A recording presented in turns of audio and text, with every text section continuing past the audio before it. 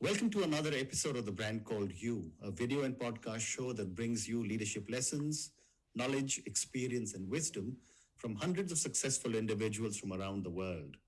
Today, it is my pleasure to welcome a very accomplished individual from San Diego, California, Lorri Sulpizio, to our show. Lorri, welcome to the show.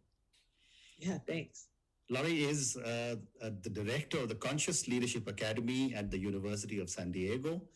And interestingly, she was voted as the most likely person to be on ESPN in high school. So we're going to talk a little bit about that. So Lorri, tell me, what would you say are three key milestones in your life or your career? Gosh, wow.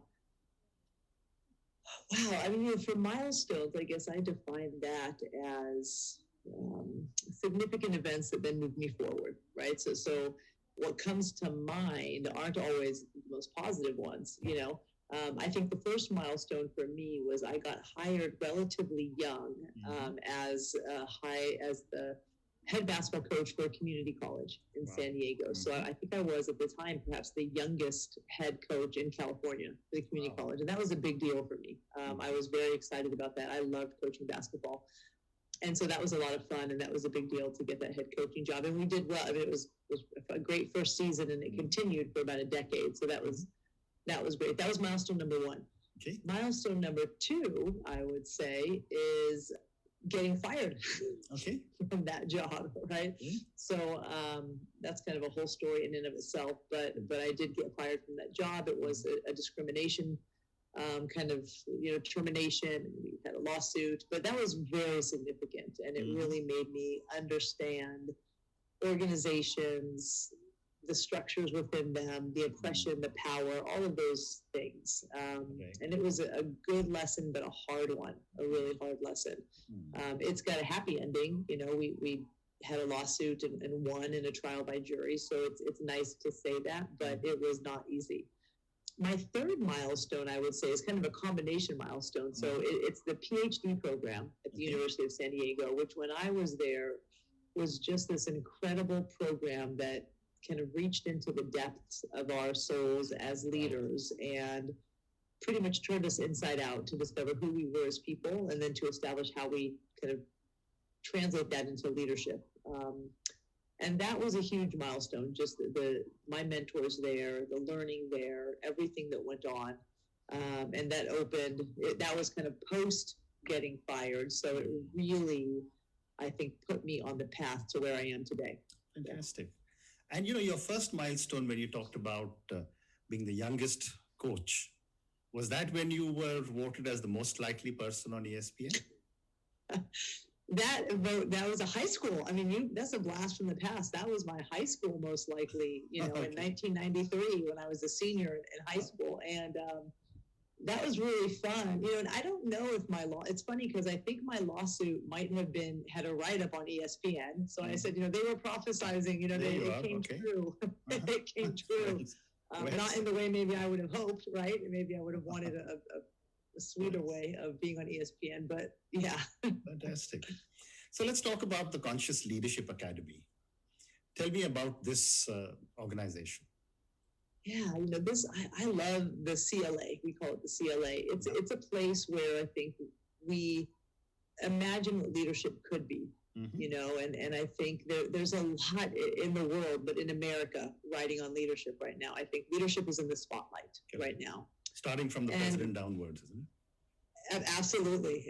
And now I think there's some hope, right? Now we have a little hope for leadership. And so there's a lot of work to be done. But at the CLA, we believe, I think, in the potential of leadership and the ability of leadership to address the really tough issues and deal with the problems that don't have a clear answer, that require unlearning and relearning, that require sitting in discomfort and tension and holding that place while you work through really challenging, issues. And so the CLA, from a technical place, we do consulting and coaching and all this stuff and all these services, but we do it from a place that I think has a depth and breadth of consciousness and mindfulness without sacrificing strategy in the bottom line. It's this amazing blend where I think we see the best in what could be And it holds on to hope. And right now, I think whether it's, what's going on in the United States, just in terms of our country socially or the pandemic, I think we all could use some hope. Interesting. So my first question to you on leadership is: are leaders born or made? You can learn leadership. So I say you can learn leadership. Leadership can be taught, and there are skills like reflection and contemplation and curiosity and giving and receiving feedback and making decisions, that can be learned. And so I think we fully believe that, and we've seen that. Right? We've seen that. My colleague Ron Heifetz at the Harvard Kennedy School has demonstrated that. There's been amazing people. Brene Brown, I think, is demonstrating that. So there's an amazing people doing amazing research showing that we can learn and develop our capacity to be better leaders. So when someone says that, this individual is a born leader or is a natural leader, what according to you would they be thinking of? I think leadership as a concept kind of has this kind of social persona, right? Kind of this archetype, and there's this kind of sexy way we view leaders as being charismatic and outgoing and always confident. And so I think they're speaking to that. However, I would venture to say that's a fantasy. That's a facade. That's often a posture. And that's not real leadership. Even the most natural, quote, leaders also have those moments of intense vulnerability, intense fear, and they work through that, right? And so we can learn those things. Very interesting. So tell me, what are some of the core values CLA believes in? Because you must have got a lot of students who are doing your programs. Yeah, it's a great question. And I would say right now, if I were to speak at this point in time, one of the core values that we have would be diversity and belonging. This idea of inclusion and belonging, which has to do with representation. So everything that we are doing now is going through that lens of looking at how diverse can we be, how inclusive are we actually being, and do we have this notion of belonging across our team, internally, and the way that we work with clients and students and leaders. So that's a huge one. I would say growth is another really primary value of the Conscious Leadership Academy, because we do believe leaders can be taught and you can develop your capacity. So growth is a huge one. Okay. And then I would maybe say the final one is connection. If I would give three, we really want to deeply connect with the client. We want to connect with our people, each other, and just do our work from that place. We feel like a connected place is a more effective place. And, you spoke of your first value being diversity and inclusion.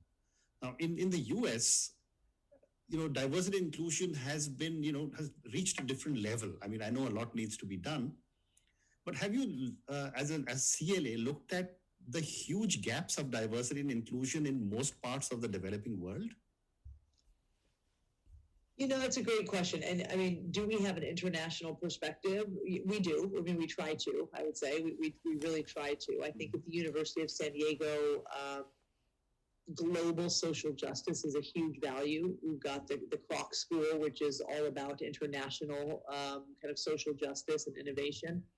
I would say that as of recently, I personally, with the CLA, have been connected, like with Nalima, for example, right, who connected us, the Shakti leadership author who I work with. And so I have worked with other people around the world. Ironically, COVID has allowed that, right? We're all at home on Zoom. And if I'm willing to get up early, I can connect with my Italian colleagues and my French colleagues, and we can do work.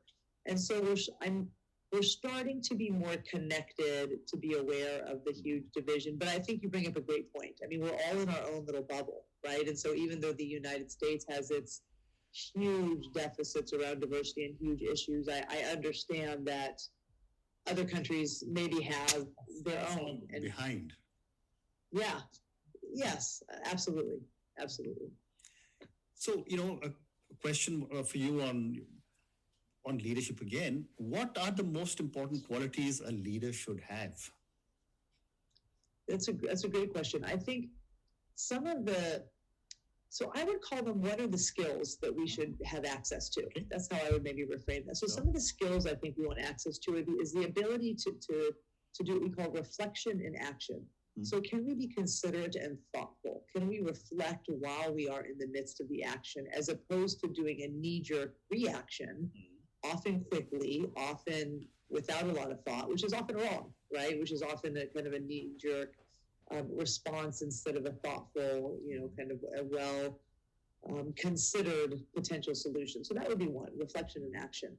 Okay. I think another skill is the ability to be self-aware. And when I say that, that seems a little kind of overused, but the ability to know oneself and to recognize, where am I in this problem? Am I being triggered? Am I at my best? How am I reacting to this person or to this problem? And can I deeply connect to myself to then be able to deeply connect to the issue and what is required of me as a leader? So I would say that would be another really great skill set. Okay. And, you've been a sports person, you're director of the CLA. What would you say is your leadership style?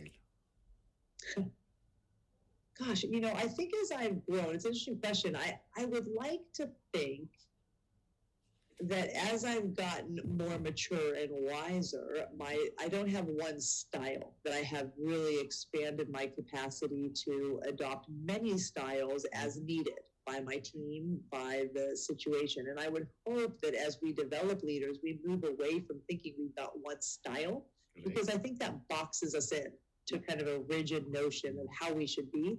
And instead, can we access different styles? So I would think and say that sometimes I can be compassionate and gentle, and maybe other times I could be more decisive, and I could be more, I certainly can be assertive. I don't think that's a problem by any means, but I would like to think I can have access to an array of styles, depending on what's needed by the situation. Correct. And I guess one of the key requirements of any leader is to be adaptable. So you're right. Absolutely. There cannot be a single style. So absolutely. So Lorri, let's talk a little bit about the LGBT community in the US. And again, the LGBT community has the highest acceptance in the US and the rest of the world. There are lots of fights still going on. But tell me, how has societal acceptance changed over the years in the world? Grammarly does more than catch errors. With Grammarly, you can find really good, no, perfect. Gosh, the world's a hard one to speak to. I don't know that I can speak to the world, but I can certainly speak maybe to the United States, right? So I think one of the biggest differences that I've noticed is that now we're at least willing to have the conversation. We now have a name, right? We get talked about. 25 years ago, even 20 years ago, we weren't talked about. We were whispered about, right? We were sort of talked about behind closed doors or in the therapy offices, trying to figure out how to change us. And now we get to be part of the conversation. It's not always a joyful conversation yet, but I think just being part of the conversation is a big step. Correct.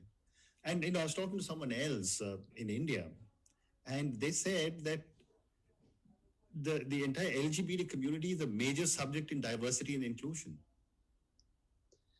I think it is, and I've noticed that. In fact, I've been part of a conversation just recently on an issue, a big issue, organizational issue related to the LGBTQ community, and again, I think we're considered. Right?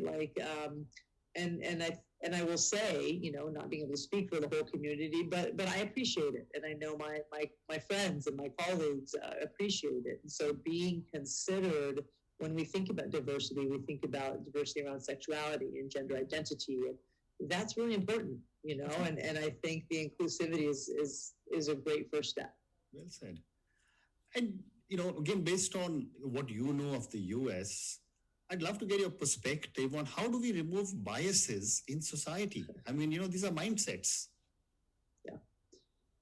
It's such a great, I think that's what we're facing right now, and I think the first step is to become aware of and acknowledge your bias. I think that's number one. And I don't know that we're going to ever remove them. I don't know that removing them is the answer, and maybe that's been part of the problem is we're trying to get at the wrong thing. We're trying to remove our biases when we may never. But we can be aware of our biases, and we can be aware of when they creep in, and start to impact the way that we act and behave and speak. And so if I can catch myself just right before I say that kind of cruel comment or insensitive, statement, then that may be a great first step to then eliminating cruel comments and insensitive statements. Correct. And, again, at the CLA, I come back to the CLA, I think leaders will probably have to play a very major role in educating their organizations about the need to include LGBT in the workplace. Absolutely. I mean, culture change and the diversity work, inclusion work, it comes from the top. I mean, we can do as many trainings as we want for the middle level managers or the employees, across the organization. If it's not fully embraced at the top, it's not going to matter. So you're absolutely right. I mean, we need the highest level leaders to start to advocate explicitly for the inclusion, equality, and rights of all people, including LGBTQ. And it may be uncomfortable and it pushes on people's faith-based buttons and beliefs, and I get all that. I totally do. And I was raised very, very Catholic. I fully understand all of that. And we need leaders to start to embrace the equality that the LGBT community deserves and has every right to access. Correct. So, Lorri, this is now the age of the millennials and the Gen Zs. I'm 64 years old. When I was growing up, the subject of LGBT wasn't spoken about very much in India. Today, the younger generation is far more accepting of everything. What are your thoughts on the attitude of millennials and the Gen Zs on inclusion and diversity? So I have 4 kids. My oldest is 18. My youngest is 10. I have a 15 and a 13. And I have mixed thoughts because I would like to hope that the younger generation is going to be our savior, right? But I wonder, does every older generation think that about the younger generation, right? Is that an unfair burden on them? And my mixed thoughts come from, well, I see in my own kids and most of our friends, probably because of who we choose to hang out with, right, would have these beliefs. They're open, they're loving, they're compassionate, they're curious. I also see that there are some that aren't, and I see some of my kids being the recipients of just unkind, cruel stuff and bullying and hate, and maybe not even directed at them, but they hear it, directed at others. And so I don't totally know. I mean, I'm hopeful, and I think the younger generations are maybe much more inspired to, kind of create movements from the ground up and hopefully be vocal. I think we're going to see a lot of difference with women from the very beginning, just having their own voice. And so when these young women and, hopefully people of color start to take over and move into the workplace and make policy, that we'll see it. But I'm looking forward to seeing what that looks like. I'm not totally sure. So one more question before I move to the next segment. Should the subject or topic of diversity, inclusion of all kinds, including LGBT, should this become a part of the curriculum in schools? 100%. 100%. I think if we don't include it, this speaks to kind of the social emotional curriculum, we are doing our students, whatever age, from kindergarten to college, a disservice, because this is the issue that we need to face and learn and develop skill sets around, and not just for the US, but because we are becoming a world that is smaller, and business, organizations, we're doing work globally. And so if we don't understand how to understand each other, if we can't work with how to work with each other, then I think we're all going to be doomed to fail, if I'm so, kind of so exaggerated. But we need to teach this stuff, and I think it's way more important than the Pythagorean theorem or how to, translate the preterite and conjugate a noun. I mean, those things are great, but the DEI stuff, social emotional learning, connecting with each other, paramount. For sure. These are critical life skills that would help the individual, and I think I so true. Taught. Yeah, so let's move to the last segment of our conversation. There are some questions for you personally. Yeah. Great success, had downsides, and have had a great career so far, and I'm sure there's a lot to look forward to. What Thank you. does success mean to Lorri? Oh, that's, you know, that's a great question, I think. And since COVID, I've really asked myself that, right? Because like many others, saw my work shift and saw many rugs that I thought I had nice and safely tucked underneath me pulled out, right? I think in this moment, there's kind of the big success, kind of umbrella success, and then my immediate success. I would love to write a book. I've got like 2 or 3 kind of partially done. So I would love to be able to finish 1 or 2, right? And do that. That would be a very personal success for me, I think. I think the sort of the umbrella success is when I get to be a part of people who have that aha moment about themselves and their leadership. That feels so good, and that feels like success. And when I get to do that kind of in the collective, so when several people do it within an organization, and you can see transformation about to happen, I don't know that there's anything better than that in terms of the particular work that I do. And I feel so lucky. I mean, that's an amazing, intimate process that, when people have that. And so I feel so lucky and honored to have been a chance, to have been able to experience that with people. Fantastic. Quite the gift. Fantastic. And my follow-up question to that, after success, is where do you drive or get your inspiration from? Good question. Kind of what's funny, I love, 2 things. I love comedy, actually, and maybe it's because my life feels so full, and I'm go all the time. I love good stand-up comedians, especially women. So I love kind of women stand-up comedians, and so I love their wit. I love their cleverness. I love their ability to kind of take serious things and make meaning out of them by making us laugh, but think at the same time. So I get some inspiration, actually, from stand-up comedians. I also read a lot. I love reading. I mean, I would read, go on a reading vacation if I could. And so I get a lot of my inspiration from writers. Specifically, I love memoirs because I love people who have found their voice and have owned their story. I think that is a huge part of each of our individual life's journey, is to kind of look at our own narrative and own our story. So I get a ton of inspiration from memoir writers who have done that. Fantastic. So now time for 2 more questions for you. My next question is that if you, Lorri, were a role model to millions of children who closely followed you and your life choices, and I know you have 4 of your own, what is the one thing you would change in yourself? To kind of show them,